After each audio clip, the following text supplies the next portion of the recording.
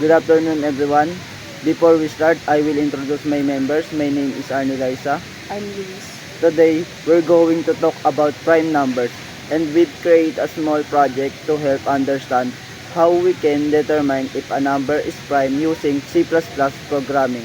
I'm Arnie Liza, and I'll start by introducing the concept for prime numbers.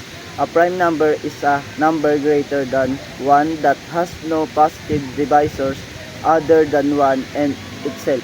For example, 2, 3, 5, and 7 are prime numbers, while 4, 6, and 8 are not. Thanks, Arnie. I'm Luis, and now let's take a quick look at the C++ code that we written to check whether a number is a prime.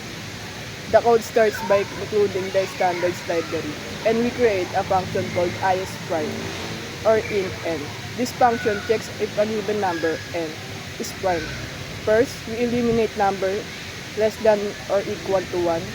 Then we check for divisibility for 2 up to the square root of n. If we find a divisor, the function returns false. Otherwise, it returns true if the number is prime. Now, let's talk about how the user interacts with our program. When you run the program, it asks you to input a number. After you input the number, the program will check if it's prime. If it's a prime number, it will display a message saying X is a prime number. Otherwise, it will inform you that X is not a prime number. This is how users interact with the app in a simple and user-friendly manner. In conclusion, our prime number checker is a simple yet effective way to understand how prime numbers work and how we can apply logic and programming to solve such problems. To add creative touch to our app, imagine a small interactive interface. You could input number in a graphical interface where it shows a green check mark for prime numbers and a red cross for non-prime numbers. This could expanded into a full-fledged application with more features, like generating a list of prime numbers within a given range. Hi everyone, thank you for your attention. We hope you learned something interesting about prime numbers and how they can be checked using ++ programming. If you have any questions, feel free to ask.